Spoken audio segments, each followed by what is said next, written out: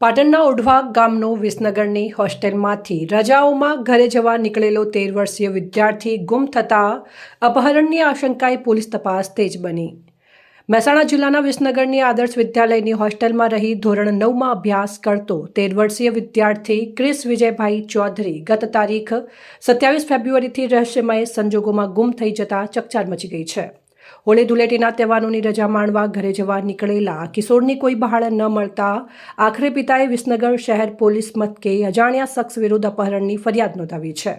પિતાના ખાતામાંથી પૈસા ઉપડતા જાણ થઈ મૂળ પાટણ જિલ્લાના સરસ્વતી તાલુકાના ઓઢવા ગામનો વતની ક્રિસ 27 ફેબ્રુઆરીના રોજ બપોરે આશરે 3 વાગે હોસ્ટેલથી નીકળ્યો હતો। તે સમયે પિતા વિજયભાઈના મોબાઈલ પર ક્રિસના બેંક ખાતામાંથી 500 રૂપિયા ઉપાડ્યાનો મેસેજ આવ્યો હતો। મોડી સાંજ સુધી દીકરો ઘરે ન પહોંચતા પરિવારે હોસ્ટેલના ગૃહપતિ અને સગા સંબંધીઓનો સંપર્ક કર્યો હતો, પરંતુ ક્યાંક પતો લાગ્યો ન હતો। સીસીટીવી ફૂટેજમાં દેખાયો। તપાસ દરમિયાન ક્રિસ વિસનગરના રસ્તાઓ પર સફેદ શર્ટ અને કાળા પેન્ટમાં પીઠ પર બેગ લટકાવીને જતો સીસીટીવી ફૂટેજમાં કેદ થયો છે। પોલીસ દ્વારા રેલવે સ્ટેશન, બસ સ્ટેન્ડ જેવા જાહેર સ્થળોએ સઘન તપાસ હાથ ધરવામાં આવી છે।